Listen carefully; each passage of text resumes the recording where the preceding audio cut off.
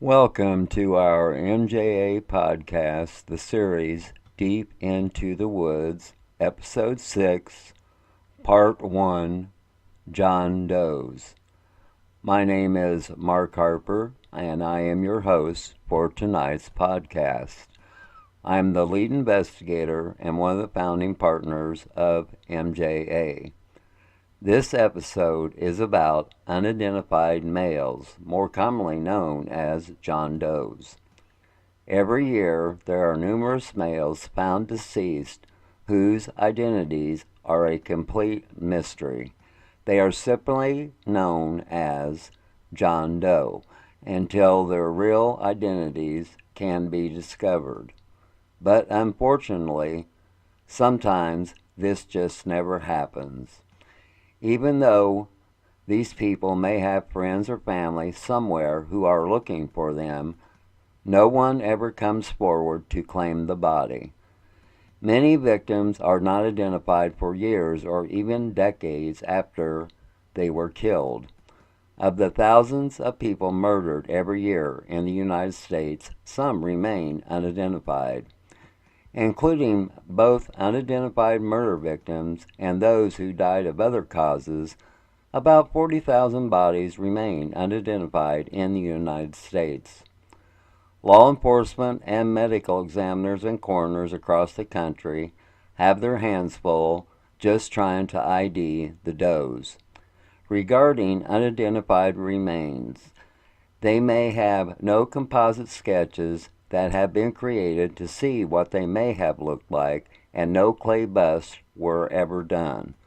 These protocols need to be changed because it can seriously hurt a case. Many law enforcement agencies and townspeople sometimes give the John Doe a name. Our NJA staff gives about 500 hours a month trying to ID John and Jane Doe's. These 7 John Doe's on tonight's podcast were all discovered in California. 7 California unidentified male John Doe's. The first case is unidentified black male. John Doe was discovered on August 31st, 1993 in Sacramento, California. The black John Doe's estimated age is 40 to 60 years old. The skeletal remains have been there prior to the summer of 1993. The John Doe was located in a vacant field at the intersection of Bannon Street and North B Street in Sacramento. This area was known as a transient camp. Next case, unidentified white male. The white male John Doe was discovered on October 23, 1993 in Los Angeles County, California. The John Doe's estimated age, 30 to 45 years old, who had brown hair and blue eyes with no tattoos. The white John Doe was located in his hotel room on Century Boulevard in Los Angeles, California. Cause of death, suicide from cyanide poisoning. The next case, unidentified Hispanic male. The John Doe was discovered on September 3, 1994 in Hollywood, California. John Doe's estimated age, 14 to 24 years old. John Doe died on the same day he was discovered. His face was recognizable. John Doe's cause of death was homicide by gunshot. Paramedics and the LAPD responding to a 911 call for shots fired found the deceased unresponsive on the sidewalk in front of an apartment complex off of North Hobart Road in Hollywood. He was pronounced deceased at the scene. Unidentified Asian male. The John Doe was discovered on June 4th, 1996 in Monterey Park, Los Angeles County, California. The John Doe's estimated age, 22 to 32 years old.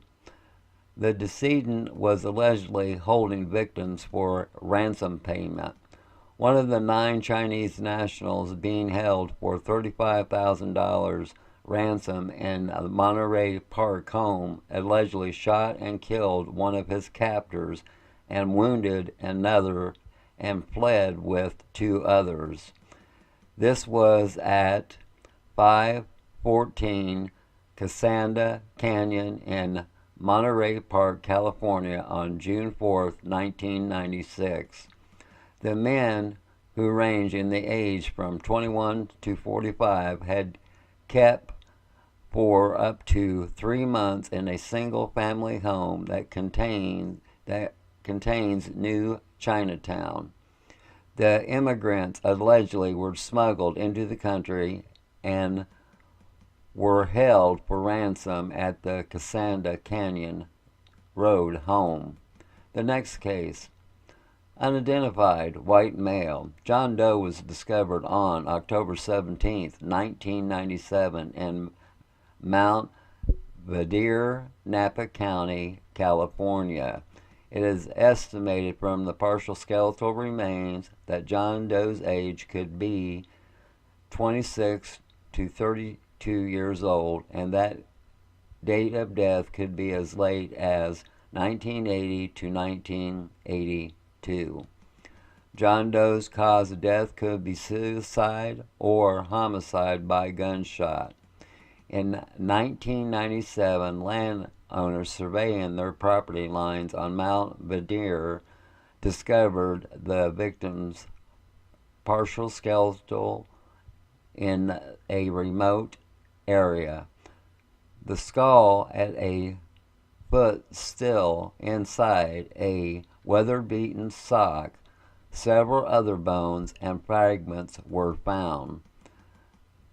The bullet hole in the right temple of the skull was made by a .22 caliber Ruger handgun. Authorities are not sure if it was self-inflicted or homicide. John Doe likely was not a transient. Law enforcement's nicknamed the man the Mount Verdier Man. Next case. Unidentified white and or Hispanic male. John Doe was discovered on February 11, 1998 in San Jose, California, located in Santa Clara County. John Doe's estimated age could be 24 to 25 years old. John Doe's cause of death was a auto and pedestrian accident. The John Doe was located on 7th Street ramp southbound on Interstate 280 in San Jose. John Doe had a hospital band with the name Gonzalo Perez, but the identification could not be confirmed. John Doe's fingerprints have been ran through state and federal systems with negative results. Next case.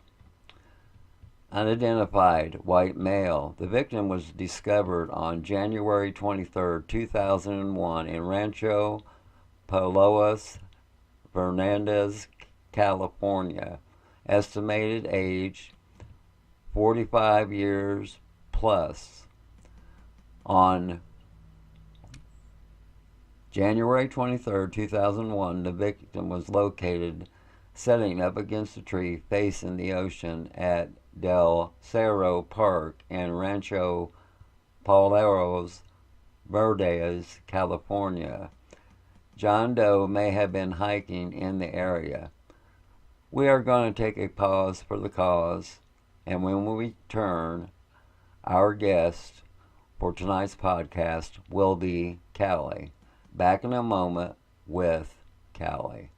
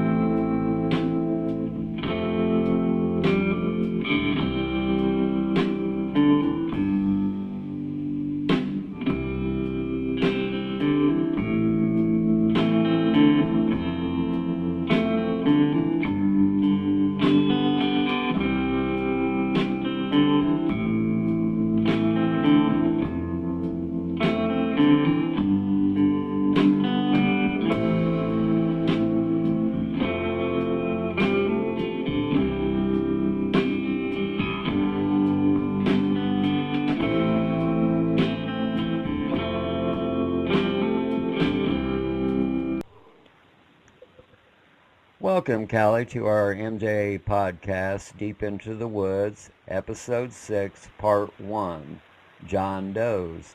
How are you tonight, Cali? I'm fine, Mark, and how are you? I'm just peachy. And during your investigative work and research, did you ever encounter a John Doe that you could not stop thinking about? Well, yes, Mark, I have. It was a strange thing. It was a composite sketch of a John Doe that I came across. It was a man who was found in a swamp area, and I can't recall the state at this time, but his face just stood out to me, and I thought, I recognized that face, but I wasn't sure just where it was from. And as the weeks wore on, I was looking through different things that I'd already looked through, went back over, and there he was, a composite sketch from a different state that was, but this time the person was that composite sketch was of a person of interest in the disappearance of a little boy. And I went, oh, can that be right? So I looked back and forth at the two of the sketches, and I even considered, is it possible the same person did the sketch? And no, it wasn't even the same person, and from a different state, and I go, oh boy.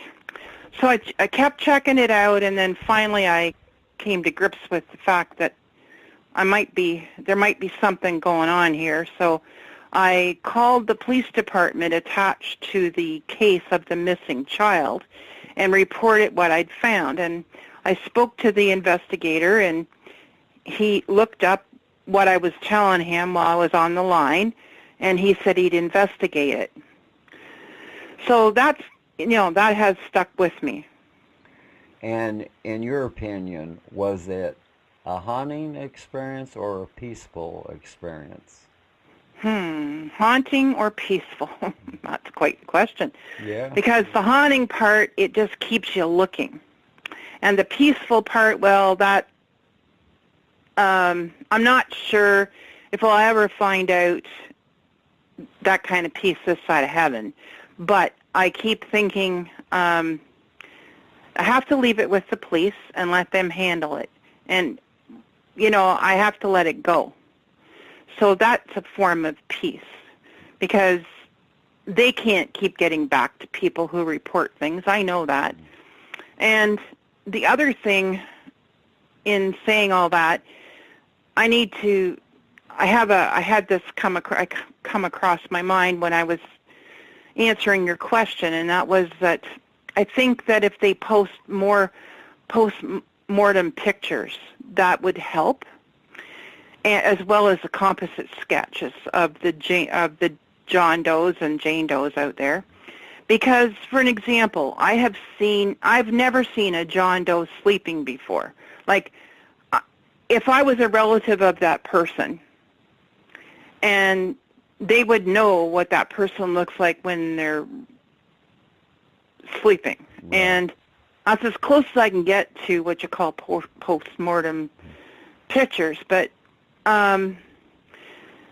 when you view a John Doe or a Jane Doe and they're resting on a mortuary slab, it may bring about more identifications by relatives than the sketches themselves.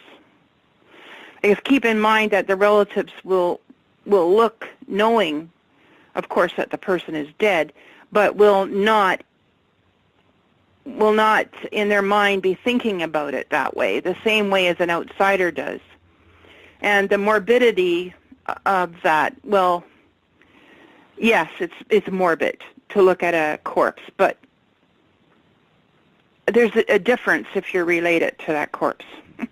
I don't quite know how to put that into words. Well, yeah, that's very understandable, and you are correct, because we have found out in our experience that if we can get the post-mortem photos, that we have a better chance of identifying them. And because now sometimes the sketches are right on, sometimes they're off because they're going by, okay, let's say if it's human remains that they find, and they're just bones. Okay? A lot of sketches are drawn by measurements, same way with clay bust. And here's another thing about clay bust. I have found out that when they do the clay models, that Hmm. they're almost like 90 to 100% right on. Yeah. And so I've been talking to lawmakers, the Doe Network, name us, about doing a lot more of clay busts on John and Jane Doe's because it seems to work. When you release that clay bust to the media, they get results. Well, you've got the three dimensions there. Yeah, Like you're looking at the whole of a person's face. You're not just seeing a flat out sketch, and correct. it brings it to life. Yeah. Really, it does. And did the number of the Does shock you that we have in the United States? Sadly, no. It should be an unconscionable thing to hear that number, and something that just makes you want to be ill when you hear it. But we have not fared very well in being sympathetic to the cause or condition of others in our society. That's what I see. And for our listeners, we just want you to be aware, at this time in the United States, there are 40,000 bodies that hasn't been identified. And Callie, why do you think that the United States has trouble identifying the John and Jane Does? Mark, I think there's too many holes in the system right now. And until it's one big running operational system, and it has to be impermeable to hackers as well, it will remain limping along. Put the money into it, and even the predators will realize that they cannot get away with it. I just listened to a police detective interrogating a child murderer recently, and the fellow he honestly believed that his horrendous deeds would not be proven. He honestly believed that he was out of the reach of law enforcement. But the DNA proved him all wrong, and very, very wrong. So that's what I think. It needs to be one big working machine that can tumble things through and get the answers that people need. And you know that some of these males may have not been reported missing. Yeah, that's sad, but it's true. The humanity's not always what we'd like it to be, and we've become such a disposable society that when things and people do not suit us, we get rid of them or ignore them. There is a criminal element too, but oftentimes mental health issues play a big role in disappearances and self-medicating with street drugs. There are times where people try to report a missing person, mostly men, but sometimes women too. And I have seen that case from a few years back. They tried to report to the police, and this was not a slight on law enforcement, mind you, but sometimes apathy sets in on the law enforcement's part, and it's a tough job, and it must be hard to stay sympathetic when you see so many people throwing their lives away on drugs and many violent crimes that they become numbed and desensitized, and they are in need of help for that. And it doesn't have to happen. It doesn't have to happen to all of them, but it does happen. Now, frustration with the other end of justice in the courts as well, I believe that does make for a sense that things are being handled right. This leaves the missing male in America, and sometimes the missing female, at a significant disadvantage, in my opinion. And over the weekend, I received updated data on missing persons and the Does. And it is, at this time, there is 90,000 people on any given day that are missing, and then 70,000 of the 90,000 are females. And then you take into account that we have 40,000 unidentified Jane and John Doe's, and that's where it's amazing to me that they can't match up a missing person to these John and Jane Doe's. It's a lot of work, a lot of effort, and that's what I mean. There needs to be a better system. And here's my next question to you. Do you think we need a better DNA data bank system that should be allowed to talk to other DNA data bank systems? Well, that's for sure, Mark. Now, it would be ideal. There's been some privacy issues that have restrained that, and even within within a country, let alone, the United States of America has how many states, and you've got a system that needs to actually encompass everything. It has to encompass the whole of the United States. It also should be able to communicate with other countries. Let's say if I'm in New York and law enforcement has discovered a Jane Doe, who by all intents and purposes, and because of items found on her being, it's believed that Jane Doe came from England.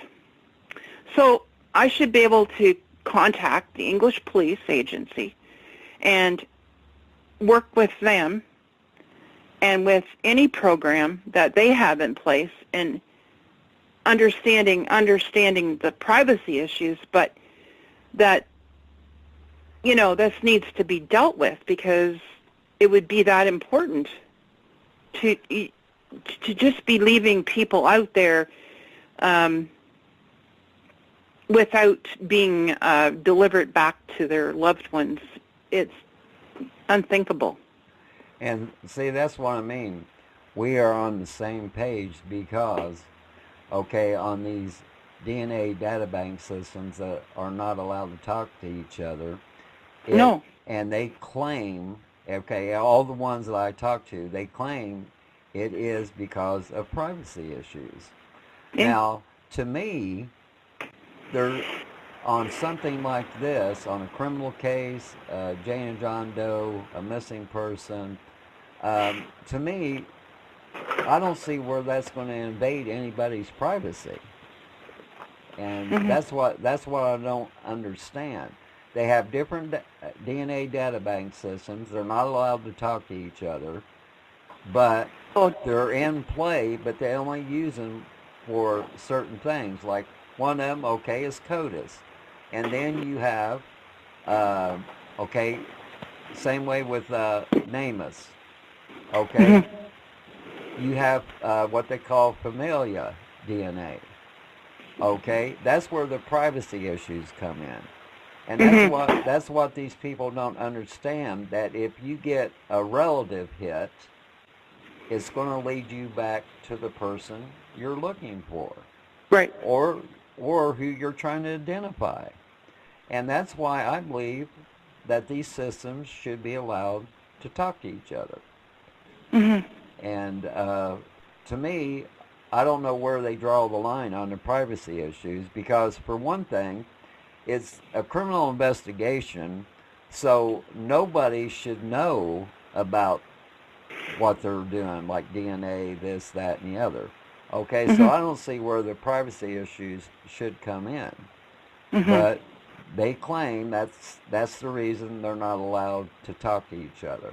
See, same way on, they have a data bank, like I said, CODIS, they have a system where, you can enter, the family can enter their DNA, but it's not entered in the CODIS, it's entered in another data bank. If it's not listed on CODIS, that's what I'm saying. That's taking a big risk that you're going to miss identifying the person or finding the missing person. Mhm. And like I said, the privacy issues, like I said, they need to work that out. Same way with, okay, there's an issue with we have to protect our children. Our children at this time are nothing but targets for these pedophiles and predators. Okay? Mhm. Okay, so they tried using cell phone technology, okay, to keep track of their children. Okay, if the child leaves the cell phone somewhere, then that's out. Okay, my fail-safe system is you have a microchip. You either place that microchip on their body or inside their clothing. And that is the fail-safe method that we need to use. And then once again, when you go to the chips, okay, a lot of people, they, once again, they say privacy issues, this, that, and the other. Well, the thing of it is, let's say this did become, in effect, microchips. Okay, let's say the people that didn't do it, and then let's say their child comes up missing. Okay, how's that going to make the family feel when they knew there was a fail-safe way of protecting their child, and they decided, well, because of privacy issues, they didn't Mhm. want to take part? Okay, Dan come up with another idea. Put the chips, okay, on our children, and then when they turn 18 years of age, it's up to them if they want the chip to be removed. Oh, I. And then I think if they done it that way, the privacy issues would go away. And and then they have to realize they're not going to be tracking somebody unless, like I said, they come up missing. It ain't going to be. Mhm. They're not going to be tracking them every step of the way of what they're doing every day. That's where they say the privacy issues come in.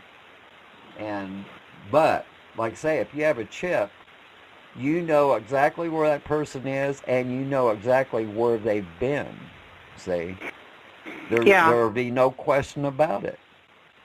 But once And again, you go back to humanity, and people will abuse it, well, and yeah, that's the problem. yeah, people, there I, will be people who abuse it. Yes, just like and the they did the hackers three that. strikes law, they abused it. Yeah. Mhm. Okay, my next question to you is: do you think each state should have a squad just for John and Jane Doe's? Just a second here. Well, it would be good if they did, because then you are making each police department within that state more accountable, with all the cross-referencing being done on a monthly reporting system, even for rapes and for finding of Jane and John Doe's, as well as criminals. It could all be in there, as well as the missing persons in their reports. But I think it should go to a central system. I think it should all be put into a central system. Hire the people, get it done. I mean, it has to go into a central agency so that it can be manned and armed and ticking 24/7 to get this done. And see, here's another issue we have. Okay, a lot of these things is put in data banks and missing person sites and everything. Okay, we've come to learn through a Jane Doe up in Michigan. Okay, we had this feeling that it was one of our cases. Okay, so we inquired the Michigan State Police. Right. Okay, they said, well, it couldn't be the person we're looking for because the measurements wasn't correct. And I said to them, okay, it's entered manually. I says, what if somebody made a mistake? And they says, well, that's about 99% impossible. But I says, there's a 1% though that it is possible. And they said, well, yes. Well, come to find out, on May 25th is Missing Persons Day. On May 25th of that year, the same year we inquired, they released the information that they identified the Jane Doe, and it was one of our cases. Oh, wonderful. Yeah, and when it could have been, and what it was is, whoever entered the information on the Doe Network and NamUs and all that, they messed up on the measurements, the height, the weight, and everything. And so, see, we know even when you have to enter something, you have to pay close attention to what you're entering, because one little mistake like that can throw everybody off. Well, it could even be run by a barcode system once it's entered at the local level, and it could just be, you know how when you go through the grocery store and they scan. Right. It could be as simple as that. It could be all scanned in. It wouldn't take very long. It would just be, bump. It's in there. It's in the CODIS, and it would be in NamUs or whatever system you could use to do that with. I just think that it doesn't have to be that difficult. If it's entered once, and it should also be cross-checked to make sure. It shouldn't be just one person doing all this and not someone not going through and just double-checking. I mean, exactly. You have to have that. You have to have your cross-reference, your cross-check. But once that's done at the local level, that should be entered into it could even be in a barcode, and that would be like a file. And that could be entered in, including everything in the DNA, the pictures, the whatever you've got is in there, and it can be altered, but that would be after that level. It would be gone from local level to federal level, and the federal level would encompass, and that should just be in there, and it should be able to be tumbled to find whether or not there's a match. Just that instantly. Nobody should have to be doing these things manually or geographically. It's just because we're not a society. We've never been a society that sat still. There's been people taken from California and they're found in New York. There's been people taken from Florida and they're found in New York. For example, Tammy Jo Alexander, you know? Yeah. And just recently the one where they did the new DNA testing and found that the person, they still haven't found out who it is, but they found out that the person had recently been in Canada in the last 6 months of their life because of the spores or the plants or whatever had picked up on their clothing. Right. Yeah, and so see, that's all that thing. If you had that in a code system that you could just poof and it would go in and it would all come up. It would all tumble and it would be seeking out matches. And see, that's another thing. A lot of states now are using isotope testing to see what region the person lived in, and once again about the spores. And see, that's how they did track down that the Jane Doe up here in New York was Tammy Jo Alexander, was because, okay, for one thing, she still had tan lines. For another thing, the spores said that she could only been in 3 different regions. Okay, after they got the match in the 3 different regions, that led to Tammy Jo Alexander, and they got a positive identification. And so, once again, I believe there's a lot of states that should adopt the same procedure on isotope testing. Matter of fact, we just had a piece of material tested to find out where that material came from. And once again, it led us, because of what was in the fabric, and it had iron ore, okay, and the iron ore, I mean, we're talking raw iron ore, so they'd have to be in a place where they produce that, okay, and that led to 3 states. And then the spores that was found in the material is only found in Michigan. So we know that piece of clothing. We do know it was clothing. It was what they called a terry cloth bathrobe, and it was sold by J.C. Penney's. See, that's what I mean. Doing testing on this material, they can tell you where it came from, what it is, and see, the material we had was less than 6 inches long and less than 6 inches wide. And they was able to tell, just by that little piece of cloth, where it came from, who sold it, where the person lived, and so on. So now we are zeroing in on Michigan, since the spores that was found originates from Michigan only. So, wow. Like I said, a lot of states need to adopt doing isotope testing, and because that does tell you where the person might have lived, where they've traveled, and then it might lead to how did they end up here, say.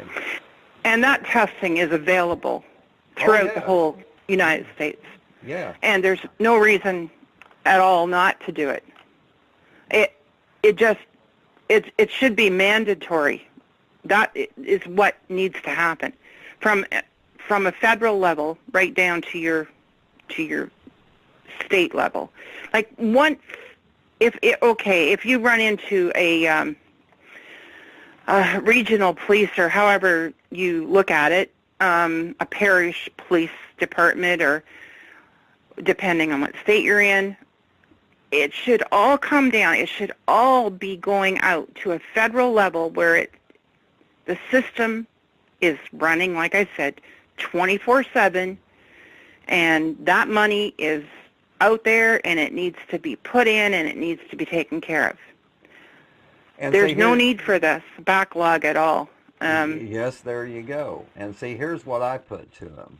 These politicians, these police departments and everything, I says, look, you guys claim you don't have money for it in the budget. Okay, that's fine and dandy. Okay, they only get so much funding. We understand that. But the way I look at it is, we have to start taking care of the people in the United States. But yet we'll go overseas and be in a war that costs us $7 trillion or more. It's still going up because we're still there. Okay? Yep. But yet we haven't got the money to protect what's going on in the United States. We haven't got the money to protect our children. We ain't got the money to identify Jane and John Doe's. But yet we can go to a foreign country and spend trillions of dollars. Now that's where I draw the line. And the same way. I believe that the federal government, the federal level, needs to put the money in, and if the people at the local level require this funding, there has to be some special way of handling that it's not being abused, right? That these things can be done. But I believe that once they get this system set up and run, I believe it will happen, that this system will get set up and running, and that it already is, but it will be fine-tuned. And my parting thoughts on all this, Mark, are that even the criminals should quake, knowing that there's no way that what they're doing is ever going to escape justice. Exactly. Not if and when we're coming for you. Exactly. And I believe that if you want to clean up illegal activity at the murder and child molestation and all the rest of it and raping, I believe that that can be cleared up if people really think that they're going to be caught doing what they're doing. Yeah, and and you're right on that for exactly because, okay, we had a serial killer who was more or less stalking us, threatening us, and everything. Well, when I told him on the phone, I told him we already knew who he was, what he had done, where he worked, where he lived, and everything. Well, he stopped communicating. There was no more threats. There was no more, leaving his calling card. Like I know he was in my vehicle twice. And oh, yeah. Yeah, just to show me, he was trying to show me he could get to me. Well, like I told him, I already know you was in my vehicle twice, so I said, what you're doing is not working. And so that's well, what I mean. Trying to apply fear. And exactly. Fear for most of them will go a long way, but when you turn the lights on and you get a microscope out and they're the ones that's under that lens, they run like scared billy goats. There you go. And that's what I mean. And since that time, we can't put any more kills on him. So it's like he decided he was taking it very seriously. That he he should have been. Yeah, that he's going to get caught any day. Yeah. And like I said, yeah, it would be a deterrent if we had all this programming that we already have, but if we had it in one unit, like you said, have it in one unit, a lot can get done. And yes, I think it would deter criminal activity for the simple fact, like certain states, when they brought in the death penalty. Yes, crime rate went down for a while because everybody was afraid, hey, if I get caught, it's death.